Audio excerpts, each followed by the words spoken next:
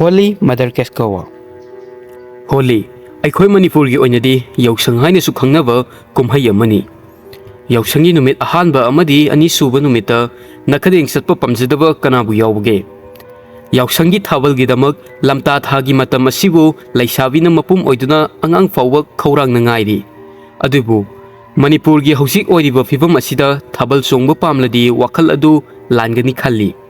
ꯏꯟꯗꯤꯌꯥꯗ ꯃꯃꯥꯡꯉꯩ ꯃꯇꯝꯗ ꯃꯁꯤ ꯀꯨꯝꯍꯩꯁꯤ ꯍꯔꯥꯎ ꯇꯌꯥꯝꯕꯒ ꯃꯔꯤ ꯂꯩꯅꯅ ꯄꯥꯡꯊꯣꯛꯑꯝꯃꯤ. ꯍꯧꯖꯤꯛꯀꯤ ꯃꯇꯝꯗꯗꯤ ꯃꯁꯤꯒꯤ ꯀꯨꯝꯍꯩꯁꯤ ꯍꯣꯂꯤꯒꯤ ꯅꯃꯥꯗ ꯆꯍꯤ ꯈꯨꯗꯤꯡꯒꯤ ꯀ꯭ꯔꯥꯏꯝ ꯃꯁꯤꯡ ꯍꯦꯟꯒꯠꯂꯛꯏ. ꯉꯁꯤꯒꯤ ꯋꯥꯔꯤ ꯑꯁꯤꯁꯨ 2007ꯗ ꯑꯁꯦꯡꯕ ꯊꯣꯛꯈꯤꯕ ꯀ꯭ꯔꯥꯏꯝ ꯑꯃꯒꯤꯅꯤ.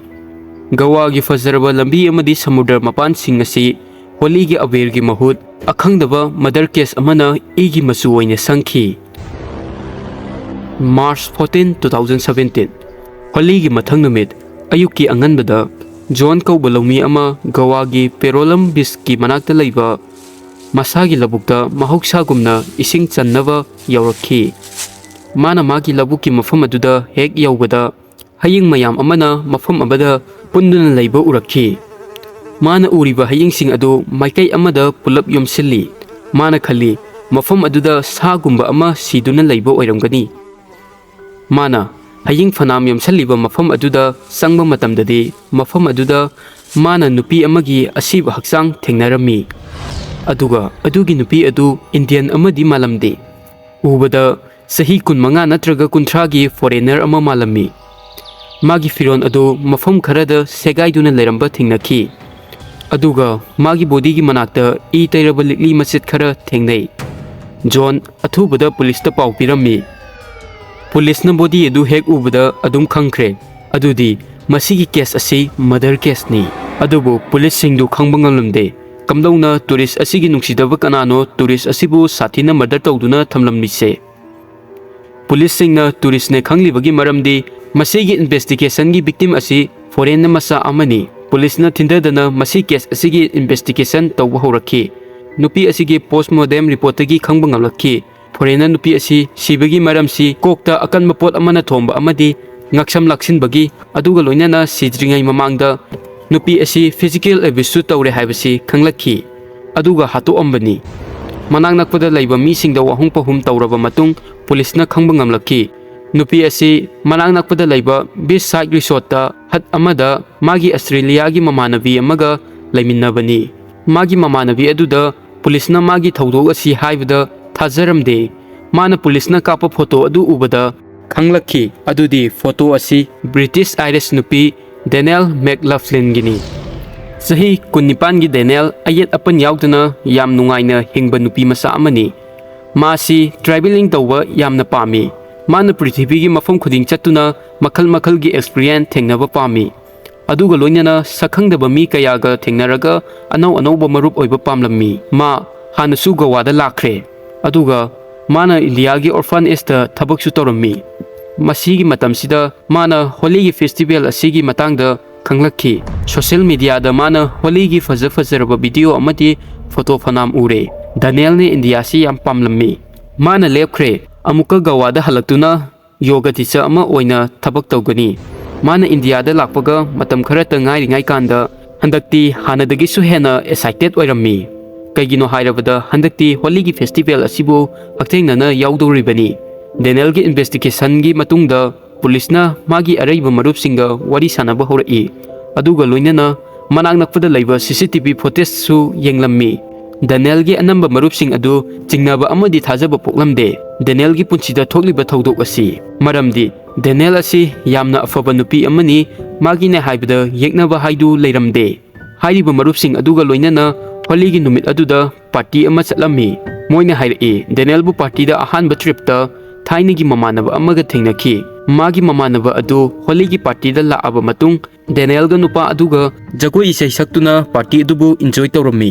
ꯃꯈꯣꯏ ꯑꯅꯤ ꯕꯥꯡ ꯍꯥꯏꯅ ꯈꯪꯅꯕ ꯌꯨ ꯃꯈꯜ ꯑꯁꯤ ꯃꯈꯣꯏ ꯑꯅꯤ ꯑꯗꯨꯅ ꯊꯛꯑꯝꯃꯤ. ꯑꯗꯨꯒ ꯑꯍꯤꯡ ꯊꯦꯡꯖꯤꯜꯂꯛꯄꯗꯨꯗ ꯃꯈꯣꯏ ꯑꯅꯤ ꯄꯥꯔꯇꯤ ꯃꯐꯝ ꯑꯗꯨ ꯊꯥꯗꯣꯛꯇꯨꯅ ꯀꯗꯥꯏꯗꯅꯣ ꯑꯃ ꯆꯠꯈꯤꯔꯝꯃꯤ. ꯑꯗꯨꯕꯨ ꯑꯗꯨꯒꯤ ꯅꯨꯄꯥ ꯑꯗꯨ ꯀꯅꯥ ꯑꯣꯏꯔꯤꯕꯖꯥꯠꯅꯣ ꯍꯥꯏꯕꯗꯤ ꯈꯪꯗꯦ. ꯄꯨꯂꯤꯁꯅ ꯃꯤ ꯑꯇꯩꯗ ꯍꯪꯕꯗ ꯄꯨꯂꯤꯁꯅ ꯈꯪꯂꯛꯈꯤ ꯅꯨꯄꯥ ꯑꯗꯨꯒꯤ ꯃꯃꯤꯡ vikat ꯀꯧꯏ.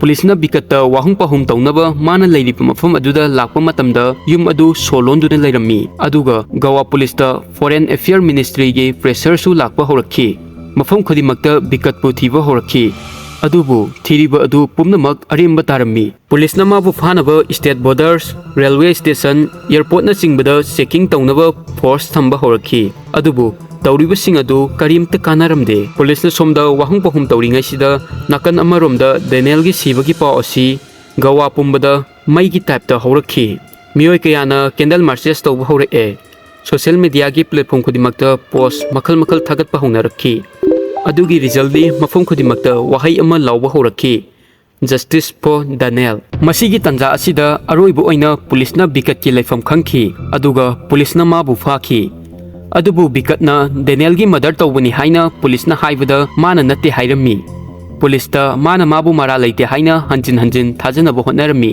माना दानियलबु मर्डर तौब नत्ते अदुम हंजिन हंजिन हाइजखी असुम तौदना पुलिस की सिस्टम दा बिकत की मिंग फाल तौब मतमदा बिकत की मरमदा असेंगबा अम्मा ओइना थोलखी बिकत असी अतोप स्टेट ता हानसु ड्रग स्मगलिंग तौबा रानबा अमदी फिजिकल एसॉर्ट केस फनाम अम्मा लेरम्मी अदुगी मतुंग बिकत की फिजिकल एग्जामिनेशन तौई बिकत की मसा पुमनमक्ता खोटपगी मरम तारम्मी मसिसिना इराई लाइने फोंगना अदुम ताए दानियलना मसा ngaktoksanaba बिकत खोटपा ओइरमगनी पुलिसना लेप कौब लेतना बिकतपु इंट्रोगेट तौदुना अदुम लई कईगिनो हायरबदा बिकत असी अरोइब खुदम अमनी दानियल सिट्रिङाइदा लास्ट आवर उखिबा मिसी मसिगी मतंग असिदा अमुबा बेग अमा थेंगनरमी बेग अदु कनामतगी नत्ते दानियलगिनी अदुगी अमुबा बेग अदुदा दानियलगी सेगाइरबा फिरोल अमदी अकाइबा ओनोक मचेत थेंगनरमी पोचै खरदी मदर तौरमीबा मफम अदुदा लेरंबा पोचै अदुगा सानरमी बेग अदुगी मफम खुदिमक्ता बिकत की फिंगरप्रिंट ngakta ngairammi बिकत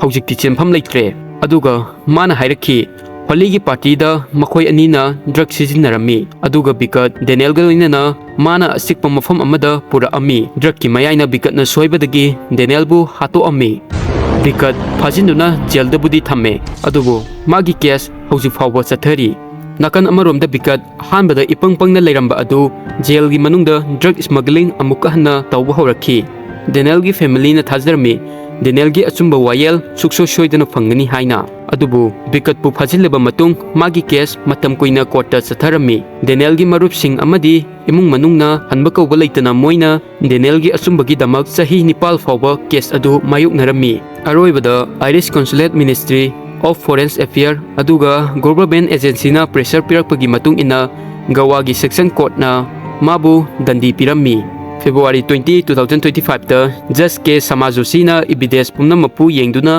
बिकतपु दानियलगी मी हातपनी हाइना हाइरम्मी माबु लाइफ एंड प्रिजनमेंट पुंसी सुपगी ओइना जेल लेबगी दंडी पिरम्मी सही खुदिंगी होलीगी नुमित्ता पुलिस की कंट्रोल रूम दा थौदो कया लेप कौब लेतना तारी बिहार पुलिस रेकॉर्ड की अकॉर्डिंग नुपी सिंगदा 170% दगी हेना खुदोंथीबा तारमी गुरगांवदना 2016 दा होलीगी नुमित्ता 360 हेनबा नुपी सिंगना पुलिस दा कंप्लेंट तौरखी अदुगा 2024 की होलीगी नुमित्ता दिल्ली पुलिस ना सनिपान दगी हेनबा मी सिंगबु ड्रंक ड्राइविंग की मरांदा चरान कक्खी कुमैनी हाइबगी नमहादा तहै दबा थबक कया तौवी मसीगी थौसादबा असिना क्राइम असौबा अमा अदुम ओइरी इंसिडेंट हाइबु मियोय कयादा मसाना यादबी नमदना अबेर तैनबा होटनै अदुगा वखल खंथबा ngamdaba सागी वखल चेनबा नुपीबु मसी मसनदौना खनबा ngamdaba मियोयना अबेर तैबगी नमादा हक्सांगदा मोलिस तौबा फावबा याउरी अदुबु नुपी मसा अमा ओइबना हाइदु उरगा समाजना करी हाइनागिनी खनबदगी थौदोक अदु मसाना याजबसु याउदबा नत्ते मसीगी इंसिडेंट असी कमन अमा ओइरे हौजिकि असिगुम्बा इंसिडेंट कयाबु हौजिकि मतम असिदा इराई लाइना अदुम उबा फंगले अदुबु हौजिकि होली असी अबेर अमदी थावलगी महुत स्पोर्ट लोमदा ओइना उनसिंदुना मपुम फानबा होनसी